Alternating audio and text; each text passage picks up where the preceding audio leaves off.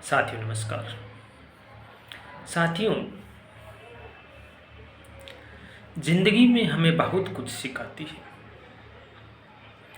हमें अक्सर लगता है कि हम समझदार हैं, दूसरे ऐसे ही हैं, या कभी-कभी हमें सबक सीखने को भी मिलता है।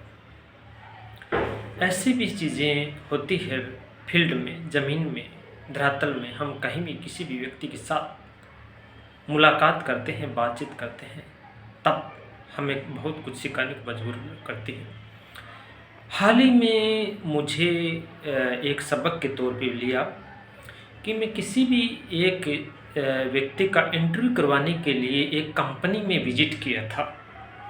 हालाँकि मैं उस कंपनी का नाम नहीं लेता हूँ।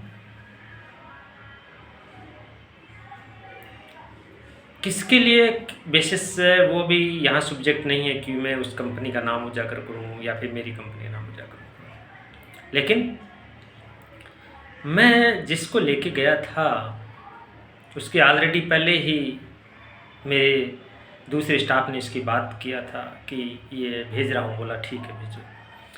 जब मैं उस कंपनी में विज़िट किया, मैंने प्रोसेस पूरा कर दिया, विजिटर पास बना के उसके केबिन में घुसा, तो वहाँ उस कंपनी के अंदर जो उसके बाहर खड़े व्यक्ति वगैरह कुछ उसके जूनियर थे, वो मुझे बोल रहे कि सर, मैं उनको पहले देखा, अरे ये तो मेरी कंपनी में जॉब छोड़ के चले गए हैं, वो भी विदाउट नोटिस पीरियड, अनडिसिप्लिन में पाए। फिर चलो मुझको अच्छा है, कहीं जॉब कर रहे हैं तो अपने को क्या करना है, अच्छा है करने तो। जैसे मैंने ऐसे 4-5 लड़कों को वहाँ पे देखा, और जिसमें वो वहाँ के अच्छे लेवल पे थे, पोस्ट भी अच्छी थी वहाँ पे, लेकिन वो बात मैंने मेरे तक ही सीमित रखी। मैं सोचा आगे नहीं बताऊँगा, फॉरवर्ड नहीं करूँगा।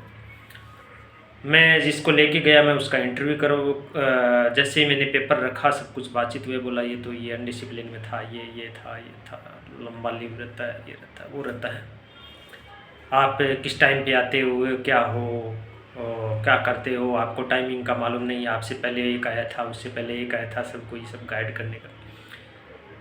जो खड़ूस व्यक्ति कंपनी का एक ऑफिसर था, उसने मुझे बैठने के लिए चेयर तक को नहीं कहा, जबकि मैं मेरी कंपनी का सीनियर था और मैं किसी साथ दूसरे व्यक्ति का इंटरव्यू करवाने के लिए गया था उस कंपनी के अंदर।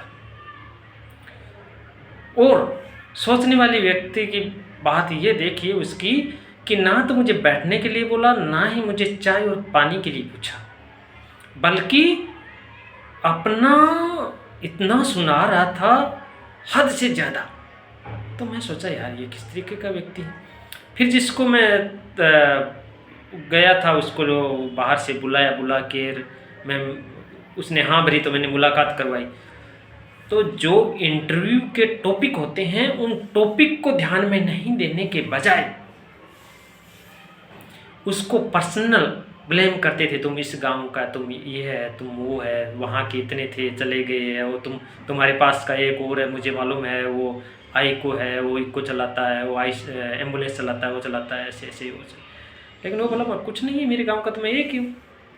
बोला नहीं, तुम्हारे पास के ज़रूरी नहीं है तुम्हारे गाँव के, यानी कुछ ना कुछ उगलाना चाहता था, लेकिन उसने कुछ उगला ही नहीं, कुछ बोला ही नहीं, कुछ गाँव के आसपास का था ही नहीं। कहने का मतलब इतना ही है।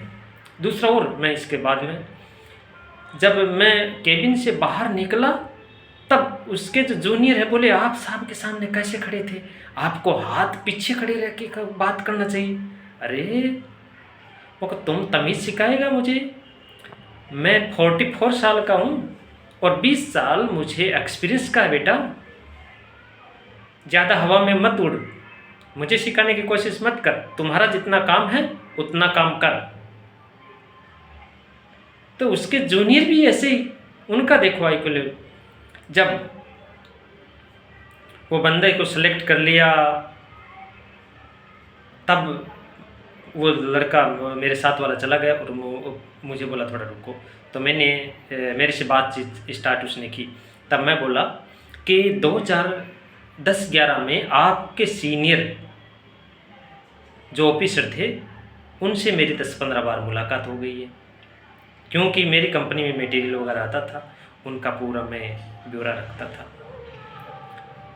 वो तो चुम्मा रह गया, बोला ये तो काफ़ी टाइम से जानता है, लेकिन अच्छा लगा।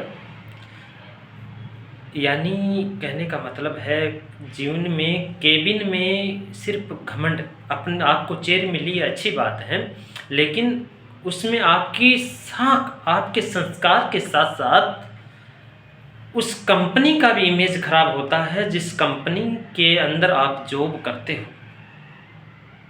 क्यों कि बात दबा दी जाती है, बात अक्सर कंपनी के बड़े ऑफिसरों तक पहुंचती नहीं है या कंपनी के मालिक तक नहीं पहुंचती। ऐसे लोग कंपनी की साख खराब करते हैं साथियों। एक कंपनी की चार दीवारी के अंदर इतना घमंड रखना कहाँ तक जायज़ है? क्यों नहीं वो सही तरीके से अपनी चेयर का इस्तेमाल करें और कंपनी के जो नियम है या संवैधानिक दायरे में रह के अपनी मान मर्यादा में रहे तो अच्छा है। ज़िंदगी बहुत सिखाती है, ना कुछ साथ आया ना कुछ साथ जाना है। इसलिए यदि आपको सही सकारात्मक दृष्टि से जीवन व्यापन व्यतीत करना है तो मेडिटेशन विपासना अपने जीवन का हिस्सा बनाइए तथा संयम और बुद्धि और विवेक के साथ ही आगे बढ़िए साथियों। ना पैसा ना घमंड कुछ काम नहीं आने वाला है। जीवन के अंदर शांति, सुरक्षा, निरोगपन, स्वास्थ्य, इनसे बढ़कर क्या है साथियों? सबसे हिल मिल के चलिए, क्यों किसी से दुश्मनी कर रहे हो। धन्यवाद। आपको कैसा लगा कमेंट जरूर कीजिएगा। मंगल हो।